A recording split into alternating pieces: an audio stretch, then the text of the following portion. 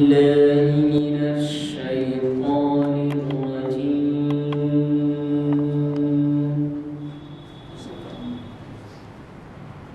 بسم الله الرحمن الرحيم.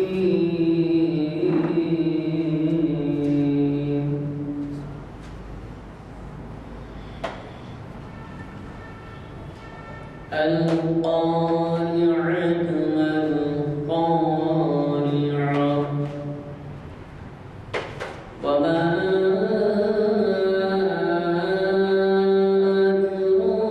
أدراك ما القارعة. آج 6 فروری تاریخ اسلام کی 914ویں نشست منعقد کی جا رہی ہے. ابھی آپ نے جناب طبیب احمد صاحب سے کلام پاک کے اختلاف سے فرمائے. اب اس کے بعد میں جو ہے مخاطبت کے لیے ہمارے جانے پہچانے ادبی اور ثقافتی سرگرمیوں میں بہت سرگرم عمل پیرا رہنے والی شخصیت نہ صرف حیدرآباد بلکہ بیرون ملک بلکہ عالمی طرز سے جو ہے آپ کی جان پہچان ہے. جناب ضیاء الدین نیر صاحب، میں ان کو خطابت کے لیے دعوت دوں گا. اور اس سے پہلے آپ یہ جان لیں کہ جو یہ تاریخ اسلام ہے، ہم سب تو واقف ہیں کہ تاریخ ہماری اسلام کی کتنی بلند و بالا ہے، لیکن آج کل جو ہے ہم اس کو اپنی پوری گزشتہ کی جو ہے تاریخ کو بھلا بیٹھے ہیں. اور خصوصی طور پر ہمارے جو نوجوان وہ تو بالکل قطعی ناواقف ہیں. اس لیے یہ ہماری ذمہ داری ہے کہ ہم یہ نئی نسل کو روشناس کروائیں کہ ہمارا ورثہ کیا ہے، اسلام میں دنیا میں ہم نے کیا کنٹریبیوشن کیا، سائنس کے میدان میں، طب کے میدان میں، آسٹرالوجی میں، زوالوجی میں کس طریقے سے جو ہے ہمارے اسلاف نے کارنامے انجام دیے، اس کے بارے میں جو ہے آپ سنیے. اب آپ کا آج کا جو موضوع ہے وہ تو خصوصی طور پر اس چمن کی آبیاری میں ہمارا بھی لہو ہے. بڑا ہی معنی خیز شعر ہے. اب اس کی تفصیلات تو آپ انہیں سے سنیں گے، لیکن اب یہاں پہ چمن سے مراد اب آپ لیجیے کہ یہ سارا عالم ہے، اور مخصوص طور پر ہندوستان کے اندر ہمارے اسلاف نے کن قربانیوں کو دیا اور کس طریقے سے آج ہمارے لیے ایک بہترین نمونہ بنے ہوئے ہیں. اب کوشش اس بات کی کریں کہ ہم اس ورثے کو جاری و ساری رکھیں. میں دعوت دیتا ہوں جناب نیر صاحب سے کہ وہ خطاب فرمائیں. خدا السلام علیکم. بسم اللہ الرحمن الرحیم. محترم جناب شمس الدین صاحب اور بزرگ اور دوستوں، السلام علیکم ورحمۃ اللہ. آج تاریخ اسلام کا جو لیکچر ہے اس کا عنوان ہے اس چمن کی آب یاری میں لہو اپنا بھی ہے. بہت سارے اس موضوع پہ آپ میں سنتے رہے ہیں اور سنتے رہیں گے، لیکن اس کے باوجود بھی جیسا کہ ابھی تعارف کرواتے ہوئے آپ نے فرمایا کہ ضرورت جیسی ہے. معلومات تو ہیں، کتابیں تو پڑھ لیتے ہیں، تقریریں بھی سن لیتے ہیں، لیکن سوال یہ ہے کہ اس کو اپنے آپ کا، اپنی زندگی کا ایک جز بنانا، اس پر توجہ کی ضرورت، شدید ضرورت ہے. جیسا کہ خصوصاً ہندوستان کے حالات میں جو آج کل نارتھ انڈیا میں ہو رہا ہے جی، موب لنچنگ، اور جو مسلمان کہیں کام کر کے عید منانے کے لیے اپنے وطن لوٹ رہے ہیں تو ان کو راستے میں لوٹ لینا، ان کو شہید کر دینا جی. اور مسلمانوں میں ایک احساس ہے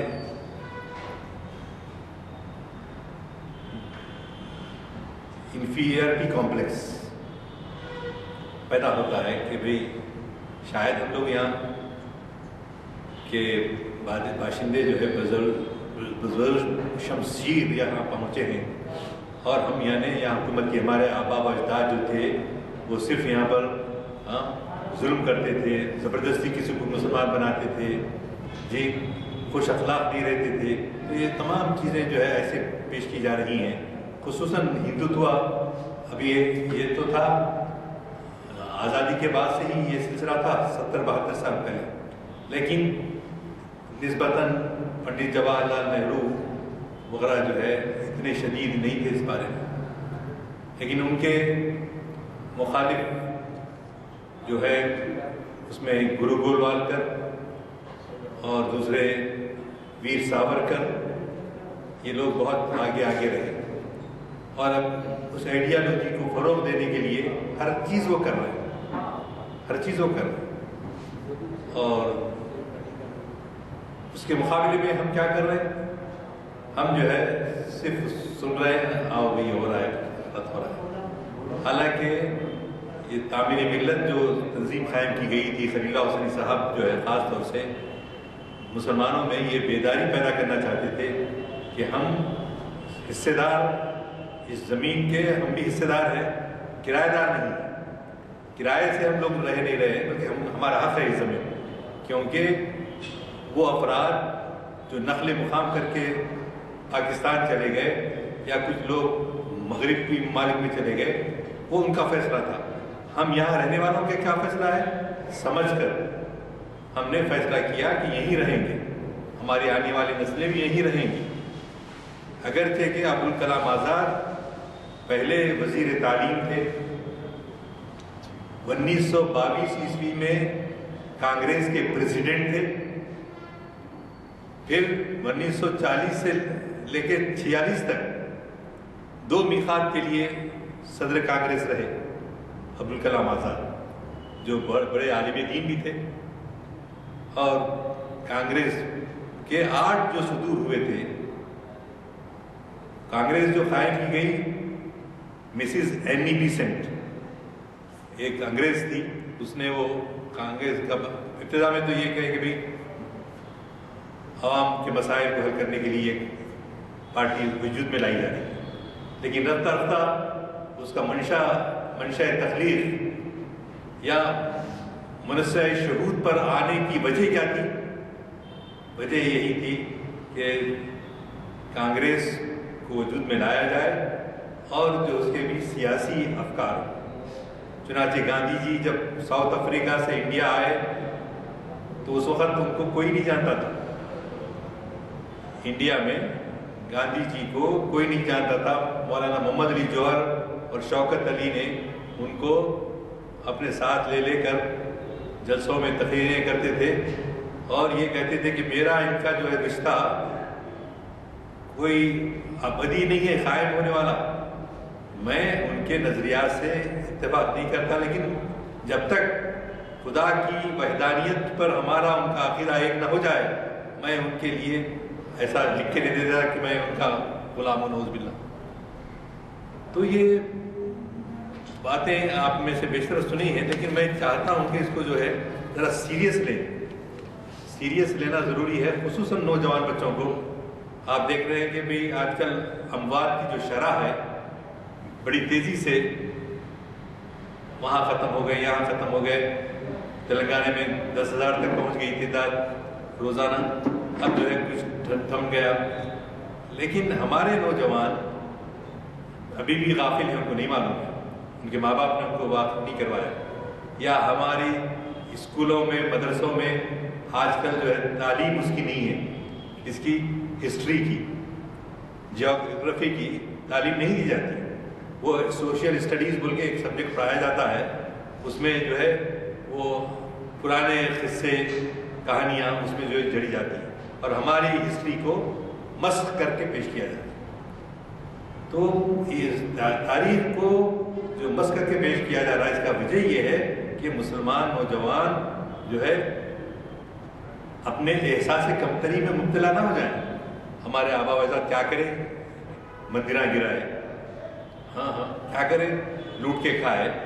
حالانکہ حیدرآباد اسٹیٹ کے اندر بھی مسلمان 1948 میں جب حیدرآباد کی آزادی ہوئی تو کیا کرتے تھے مسلمان سرکاری نوکریاں کرتے تھے. ان سرکاری نوکریاں یعنی گریڈ 2 گریڈ 1 وہ ہوتے ہیں، کیا کہتے ہیں آج کل UCD UDC LDC منصرمی کلا. تو مسلمان بولتے تھے ہمارا بادشاہ ہے، ہم کو نوکریاں مل جاتے ہیں، اس پہ مطمئن ہے. حالانکہ وہ بہت ہی معمولی اس میں تنخواہ ہوتی تھی، اس میں کوئی زیادہ وہ اپنے بچوں کی اچھی تربیت وغیرہ کرنے کے لیے ذرا محدود آمدنی ہوتی تھی. لیکن یہی ہمارے برادران وطن زراعت میں حصہ ان کا، ہمارے پاس کسی کو مجھے تو نہیں، وہ حصے بھی دے دیے کہ ہم حیدرآباد میں سیٹل ہو گئے. تو زراعت، تجارت، پٹیل پٹواری سب ان کے ہی رہتے تھے، ہمارے کوئی بھی نہیں. تو ہم کیا خوش تھے، وہ اس زمانے کے لحاظ سے 30 روپے یا 20 روپے جو تنخواہ مل جاتی تھی اس میں برکت تھی، اس میں کوئی شک نہیں.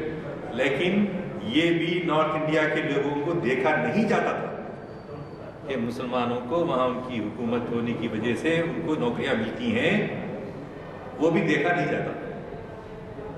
تو کیا کرنا، وہاں سے رضاکاروں کو بھیجتے تھے نارتھ انڈیا سے. مرٹوارے کی جو موجودہ سرحد ہے، لاتور، عثمان آباد، جی بیدر، گلبرگہ، بسوا کلیان، جی ادھر اورنگ آباد، ناندیڑ، پرلی، ویجناتھ، اس طرح سے جو ہے سلطان ہمارے بادشاہ عثمان علی خان کے دور میں بھی ہمارا رقبہ حیدرآباد کی کتنا تھا، موجودہ بنگلہ دیش سے زیادہ تھا. موجودہ جو بنگلہ دیش ہے اس سے بھی زیادہ تھا حیدرآباد. کوئی معمولی ریاست نہیں تھی اور خوشحال ریاست تھی. اپنا ریلوے نظام کا ریلوے، حتیٰ کہ ایئر ویز بھی تھا، پوسٹل سسٹم تھا، خوشحال ریاست تھی. اور بادشاہ ایسا روادار کہ ہندو مسلم میں کوئی فرق جو ہے محسوس نہیں.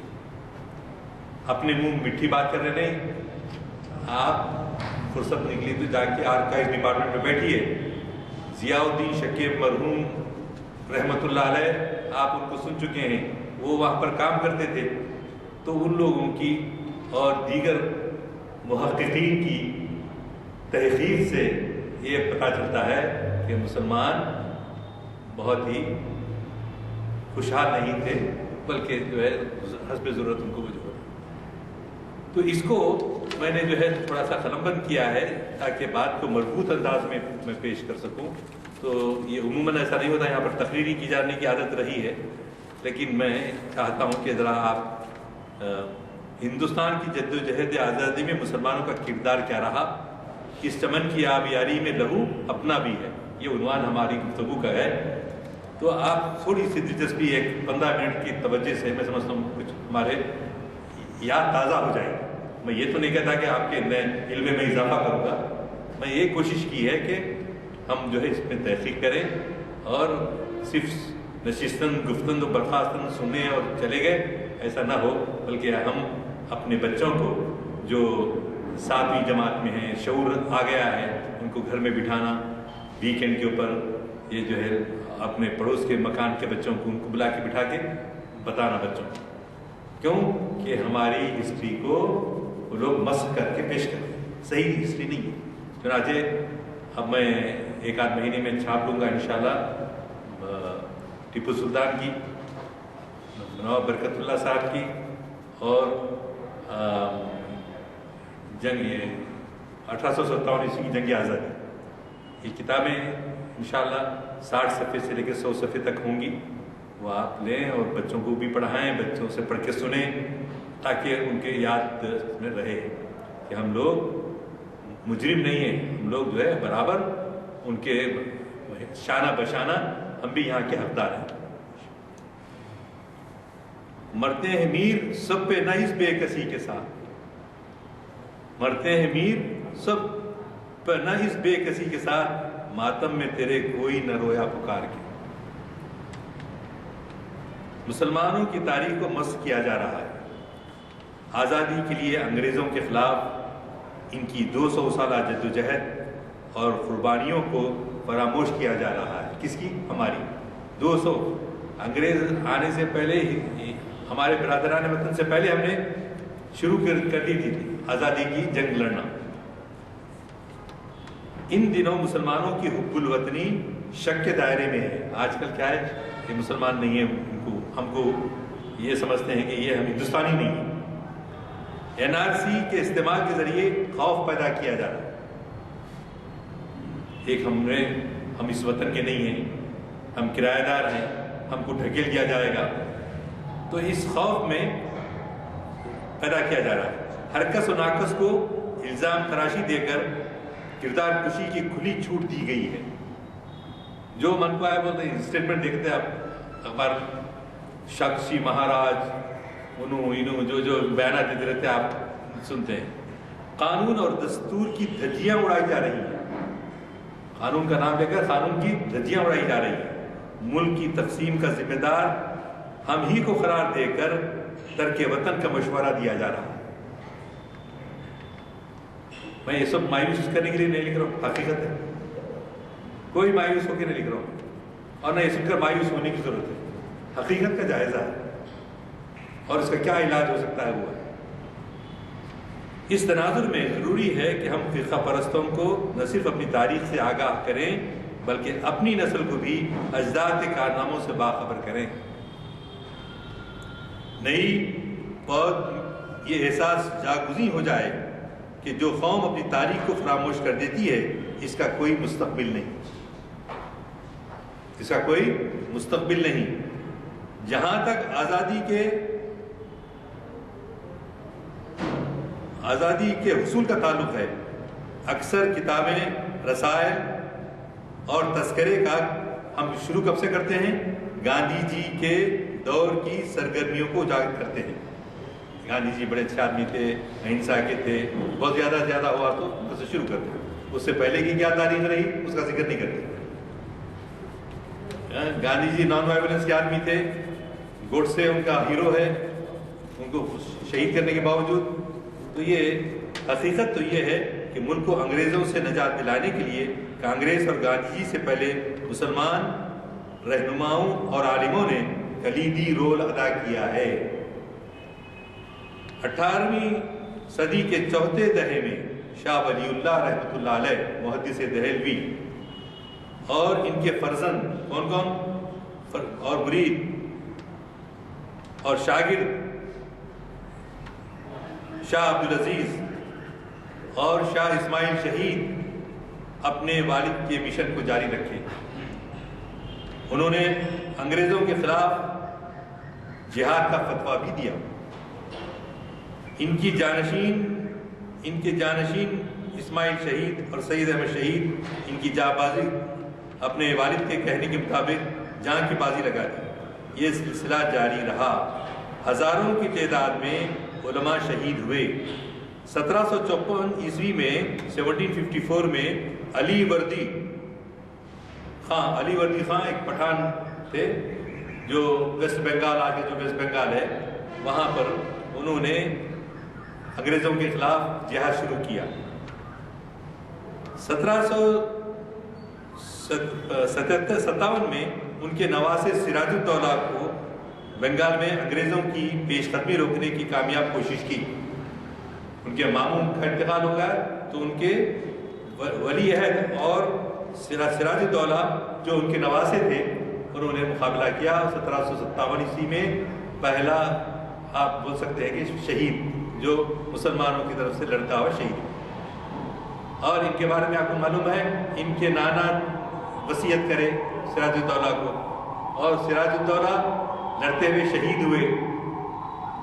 اس کے باوجود انگریزوں نے وہاں پر چونکہ اتنی قوت تھی نہیں مسلمانوں میں تو وہاں پر شکست ہوئی، اور کس وجہ سے ہوئی؟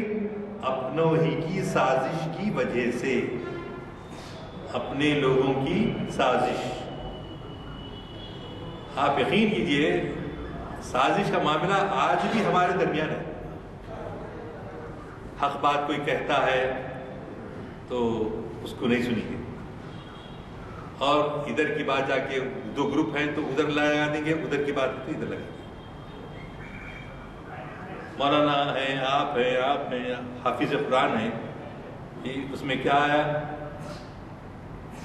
سورہ ممتحنہ میں ہے، تم اپنے بھائی کا گوشت کھائیں گے، اگر تم جو ہے چغلی کریں گے تو اپنے بھائی کی لاش کا گوشت کھائیں گے. سورہ فتح سے پہلے دیکھیے، سورہ فتح سے تو اس میں آپ مسجد میں بھی اب فرصت ملی ہے، فتح دیکھیے 27ویں پارے میں ہے سورہ فتح کے بعد. اس صورت میں بتایا گیا اللہ نے کتنی شدید مذمت کی ہے ان لوگوں کی جو ابھی آپ نماز کی پابندی کی بات سنتے ہیں، رمضان کی بات سنتے ہیں، زکوٰۃ کی بات سنتے ہیں، لیکن یہ بھی بہت بڑا گناہ ہے کسی کی چغلی کرنا جی. اور اس وجہ سے کیا ہوتا ہے، ہم میں اتحاد قائم نہیں ہوتا. کوشش کر رہے ہیں کہ اگر بازو والے کی کوئی برائی ہم کو معلوم ہے تو اس سے تنہائی میں مل کر اس کو دور کرنے کی کوشش کریں. یہ نہ ہو کہ ہم جو ہے ان کے خلاف بات ہی نہیں کر رہے ہیں، چھوڑ دے رہے ہیں، ایسا نہیں. وہ بہت خاص اچھا مضمون ہے وہ آیا قرآن مجید کا، پھر شاید یاد آ جائے میرے کو.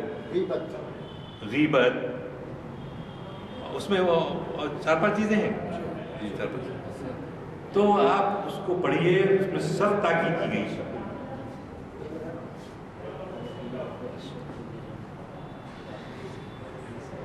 تو ہم لیکن یہ جو جعفر از بنگال صادق از دکن، ننگ آدم ننگ دین ننگ بدن، علامہ اقبال کا یہ شعر ہم بہت سنتے ہیں اور خوش بھی ہوتے ہیں، بالکل حق بیانی پہ، لیکن اس کو بھی یہی اتنی ہی برائی ہے جیسے اور دیگر برائی ہے.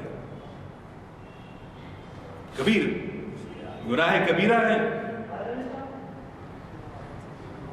تو ہم جو ہے سب سے پہلے ہمارے معاشرے کے اندر اس بات کو ختم کرنے کی کوشش کریں. کئی مساجد میں آپ جاتے ہوں گے تو وہاں کی امام صاحب خطیب صاحب کو بولیں کہ آپ آئندہ جو ہے اس موضوع پہ تیاری کر کے بولیے، تاکہ ہمارے آپ کا حق ادا ہو جاتا. آپ کی جو تڑپ ہے، بے چینی ہے، حق بات کو لوگوں تک پہنچانا. اگر آپ نہیں کہہ سکتے ہیں تو آپ امام صاحب سے بولے آپ آئندہ اس موضوع پہ جو ہے گفتگو کی، اور خود بھی پڑھیے، خود بھی پڑھ کے سنائیے. خصوصاً عورتیں اس میں زیادہ ملوث ہو جاتی ہیں، ان کو سنائیے، بیٹی کو، بیوی کو جی، ننند کو، ساس کو، بھاوج کو، جو جو رشتے ہیں سب کو جو ہے ان سے اس پہ دور رہیں، ان برائیوں میں نہ پڑیں. کیونکہ سراج الدولہ اسی کی وجہ سے ختم ہوئے کہ، اور یہی کاپی کیا ہوئی ٹیپو سلطان کے پاس بھی ہوئی. جو ٹیپو سلطان 1682 عیسوی سے لے کر 1799 تک وہ مقابلہ کرتے رہے، اور وہ یہ کہتے تھے کہ بھئی گیدڑ کی 100 سالہ زندگی سے بہتر ایک دن شیر کی زندگی. تو وہ جرأت، وہ کردار، وہ بہادری آج ہمارے درمیان عنقا ہے. عنقا بولے تو جس کا کوئی وجود نہیں ہے. برادران عزیز، اللہ کرے مجھے، سامعین کو، سب کو یہ توفیق عطا فرمائے کہ ہم جو ہے غیبت سے، چغلی سے، کبائر جو بتائے گئے ہیں قرآن میں اور حدیثوں میں ذکر آیا ہے، اس سے بچنے کی توفیق عطا فرمائے. یہ دعا کریں. کیونکہ ہماری جو ریاستیں تھیں، یعنی آپ اس بات کو سمجھیے کہ 200 سال سے، یعنی یہ تو جو ہے 1757 میں ہوا، اور 1857 میں یہ جنگ ہوئی، اسی پلاسی کی جنگ. تو ان جنگوں کے اندر مین وجہ کیا تھی؟ غیبت، اس کو ہٹانا، اس کو گرانا. اور یہی حال ٹیپو سلطان کے ساتھ بھی ان کے لوگوں نے کیا. حالانکہ ٹیپو سلطان اور سراج الدولہ، اور اس میں سب سے پہلے جو مسلمان اس میں آئے، سندھ میں آئے. سندھ میں آ کر کیوں آئے؟ سندھ میں اس لیے آئے کہ سیلون سے مسالوں کی تجارت ہوتی تھی عرب ممالک کو. ملابار کے ساحل سے جو ہے سفر کرتے تھے.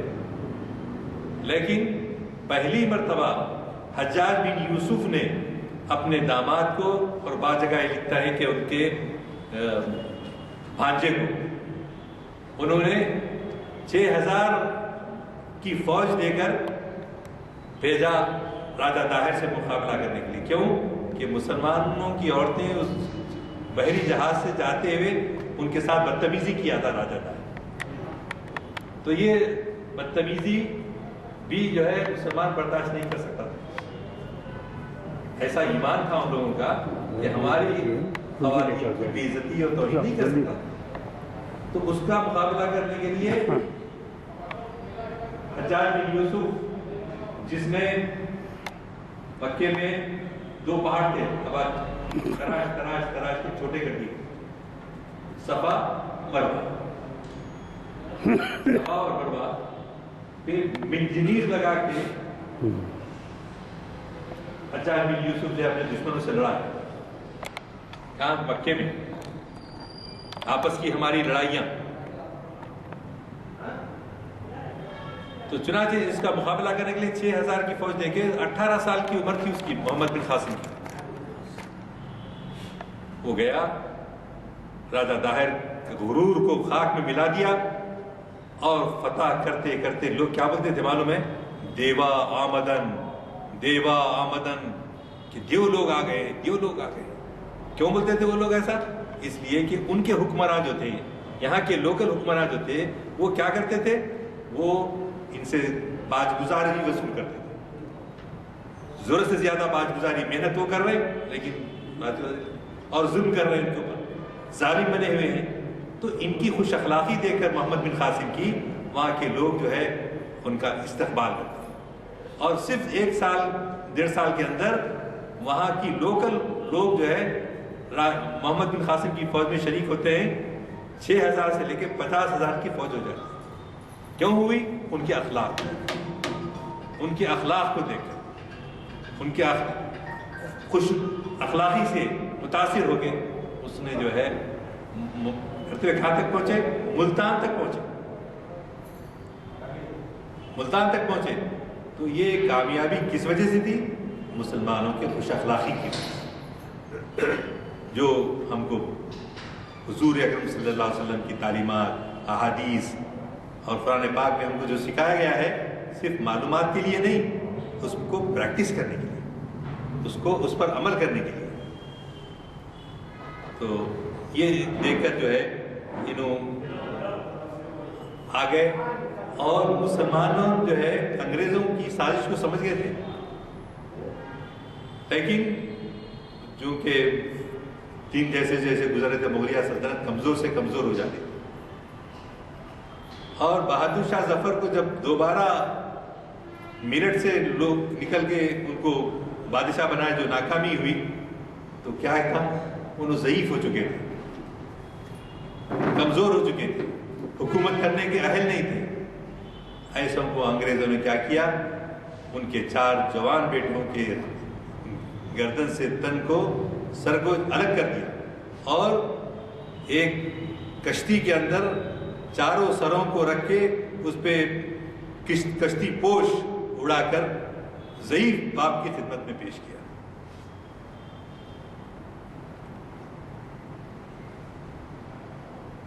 ظفر آدمی اس کو نہ جانیے گا، ظفر آدمی اس کو نہ جانیے گا، ہو وہ کیسا ہی صاحب فہم و ذکا، ہو کیسا ہی صاحب فہم و ذکا، جسے عیش میں یاد خدا نہ رہی، جسے دیش میں خوف خدا نہ رہا. یہ ہے اخلاق. اگر خوف خدا نہیں ہے تو اخلاق کہاں سے پیدا ہوتے ہیں؟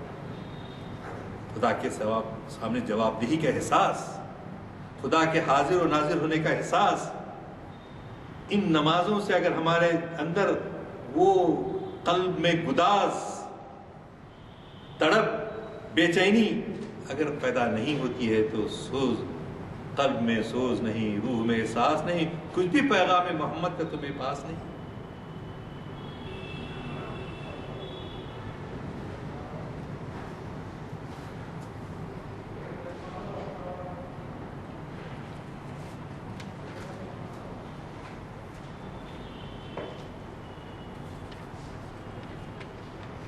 ناکام میرٹھ سے مسلمان ان کے خلاف بغاوت کیے اور مسلمان پہلے ہی سے انگریزوں سے مقابلہ کر رہے ہیں۔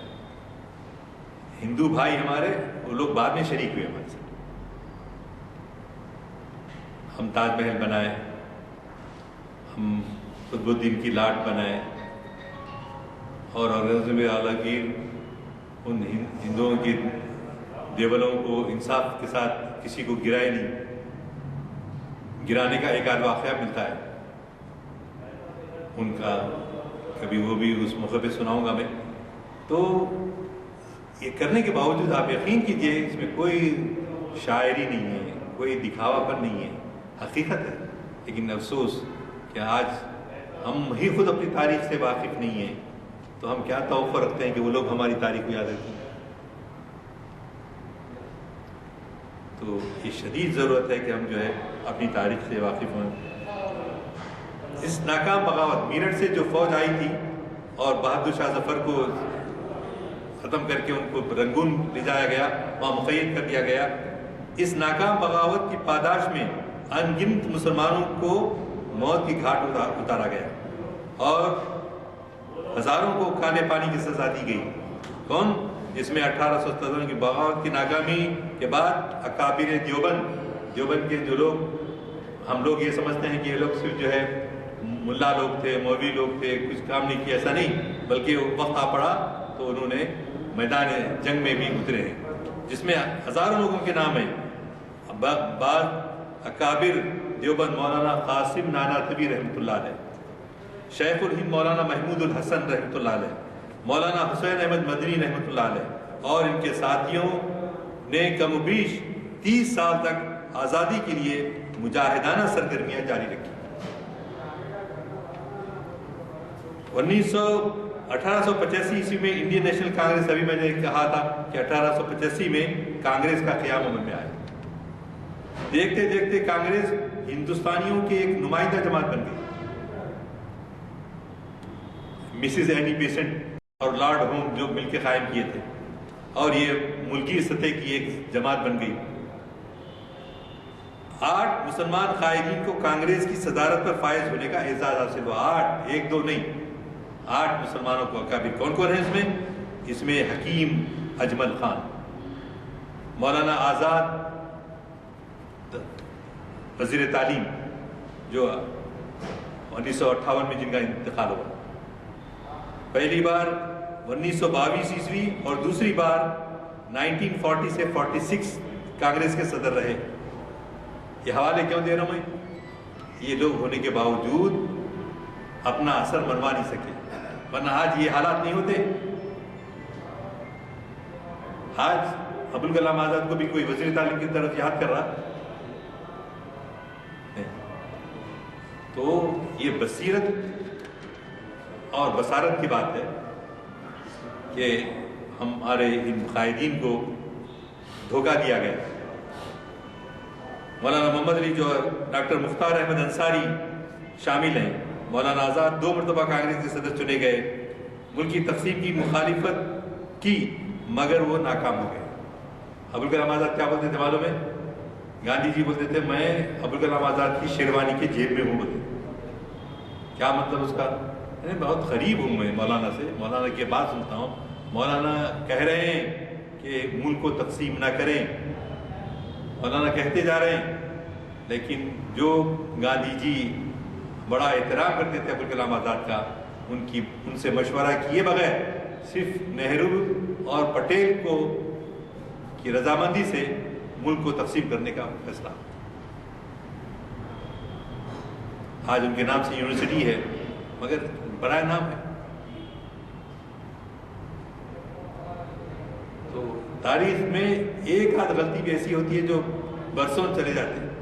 ہمارے 8 لوگ صدر ہونے کے باوجود مولانا ابوالکلام آزاد جیسی شخصی عبقریت والی شخصیت انہوں نے ملک کو تقسیم کرنے سے بچا نہیں سکا. لیکن ہم پہ جو الٹا الزام ڈال دیا گیا گرو گولوالکر نے اور ویر ساورکر نے کہ مسلمان ہی ذمہ داری اس ملک کو تقسیم کرنے. اس سے بڑھ کر اور زیادتی کیا ہوگی؟ کوئی بہت پرانی ہسٹری نہیں ہے بلکہ اس وقت دور کو دیکھے ہوئے کچھ لوگ ہوں گے. تو گرو گولوالکر اور ان کی چالاکی سیاست سے جو ہے وہ آج کہاں سے کہاں پہنچ رہے ہیں کہ کیا کر رہے ہیں.